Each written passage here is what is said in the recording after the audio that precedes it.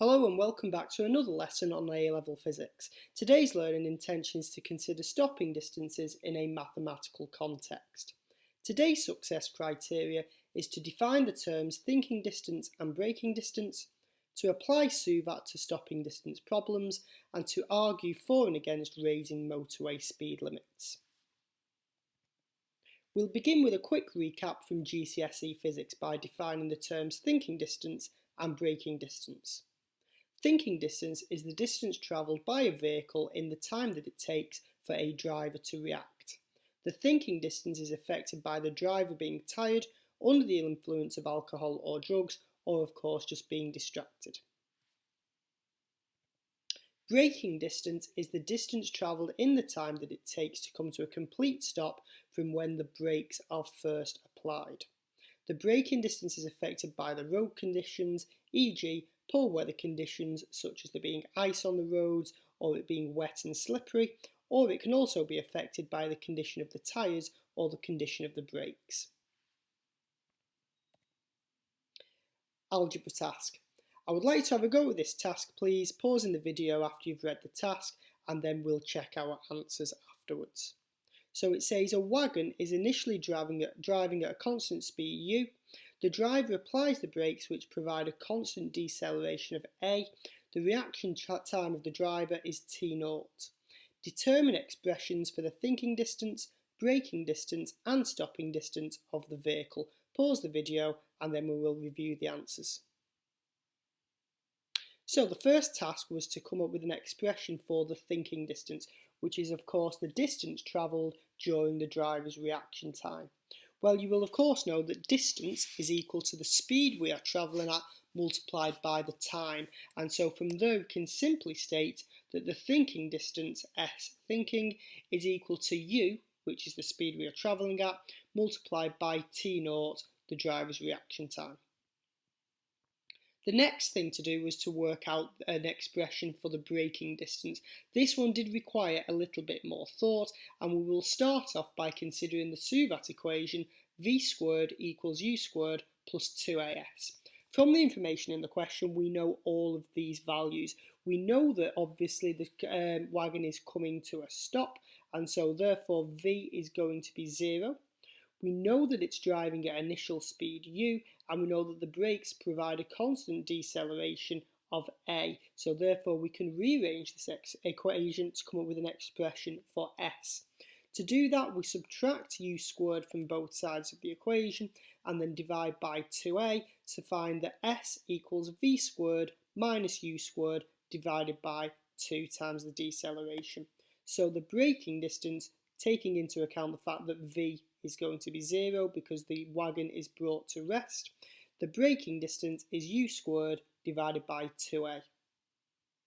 And then finally, the stopping distance is the sum of the thinking distance and the braking distance, and so we can say that the stopping distance is ut0 plus u squared divided by 2a. Okay, now let's have a look at an example question. A vehicle of mass 900 kilograms on a level road at a speed of 15 meters per second can be brought to rest to a standstill without skidding by a braking force that is equal to a half multiplied by its weight, and we've been asked to calculate the deceleration of the vehicle. To begin with, we will work out what the weight of the vehicle actually is by doing W equals m times g. We will do 900 times gravitational field strength, which is 9.81, to give us 8,829 newtons of weight. Now it tells us that the braking force is equal to a half of the weight, so the braking force will come out as 4,414.5 newtons. Now that we know the braking force, we can work out the deceleration using force equals mass times acceleration, which is of course a form of Newton's second law. We rearrange that equation for acceleration is force divided by mass, so we do 4,414.5 divided by 900, which gives us 4.91 meters per second squared. Please don't forget to include the units when we've been asked to work out the deceleration. Now we need to work out the braking distance. This can be done by using SUVAT, as I've shown here. We know that u is 15 and v is 0, and the deceleration is 4.91, so A in terms of SUVAT is minus 4.91. We'll use the equation v squared equals u squared plus 2as, and we rearrange that to find a value of s by doing minus 15 squared divided by 2 times minus 4.91, which gives us a braking distance of virtually 23 metres. Now, an unusual task for A-level physics, but a debate task.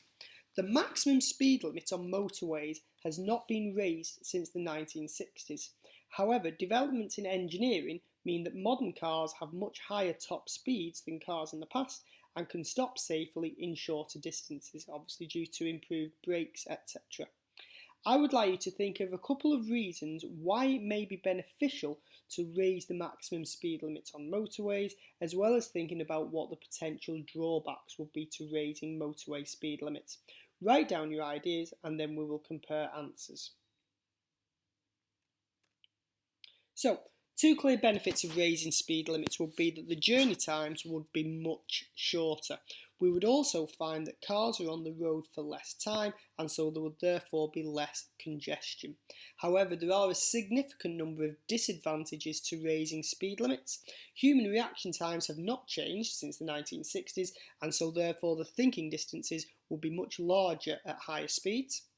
Collisions at higher speeds are much more likely to cause damage and injury because cars have got more kinetic energy. There is also going to be a greater hazard to any maintenance crews on the hard shoulder, and finally road surfaces would need to be better maintained.